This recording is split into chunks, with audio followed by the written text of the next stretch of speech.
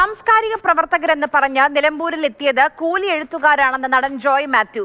ജനങ്ങൾ അവരെ തിരിച്ചറിഞ്ഞു. നിലമ്പൂരിലെ UDF വിജയത്തിൽ VD സതീഷിനെ സല്യൂട്ട് ചെയ്യുന്നതായും ജോയ് മാത്യു പറഞ്ഞു. ഞങ്ങൾ സാംസ്കാരിക പ്രവർത്തകരാണ് എന്ന് പറഞ്ഞു പോകുമ്പോൾ എന്താണ് സംസ്കാരം, എന്താണ് സാംസ്കാരിക പ്രവർത്തനം എന്നുള്ളത് മനസ്സിലാക്കുക. ഒരു പുസ്തകം എഴുതിയുള്ളൂ, ഒരു കവിത എഴുതിയുള്ളൂ, ഒരു സിനിമ അഭിനയിച്ചുള്ളൂ അയാൾ ഒരു സാംസ്കാരിക പ്രവർത്തകനാകുന്നില്ല.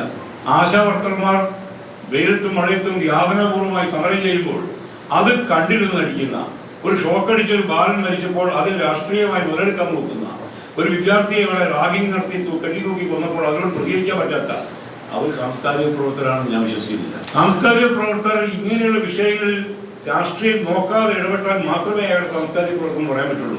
മറ്റേത് കൂലി എഴുത്തുകാരാണ്. കൂലി സാംസ്കാരിക പ്രവർത്തകർ പോയപ്പോൾ നിലമ്പൂരിലെ ജനങ്ങൾക്ക് മനസ്സിലായി, ഞാൻ കടന്നലാണെന്നൊക്കെ പറഞ്ഞിട്ടൊരു മനുഷ്യൻ അദ്ദേഹത്തെ മറ്റോ കോൺഗ്രസ് അക്കോമഡേറ്റ് ചെയ്തിരുന്നെങ്കിൽ ഞാൻ ഇവിടെ പ്രസംഗിക്കാൻ പറ്റുന്നില്ല. കാരണം അവിടെയാണ് CKG-യുടെ കണിശമായ രാഷ്ട്രീയ നിലപാട് നിങ്ങൾ ഉയർത്തിപ്പിടിച്ചത്. അക്കാര്യത്തിൽ ഞാൻ പ്രതിപക്ഷ നേതാവ് VD സതീശനെ സല്യൂട്ട് ചെയ്യണം.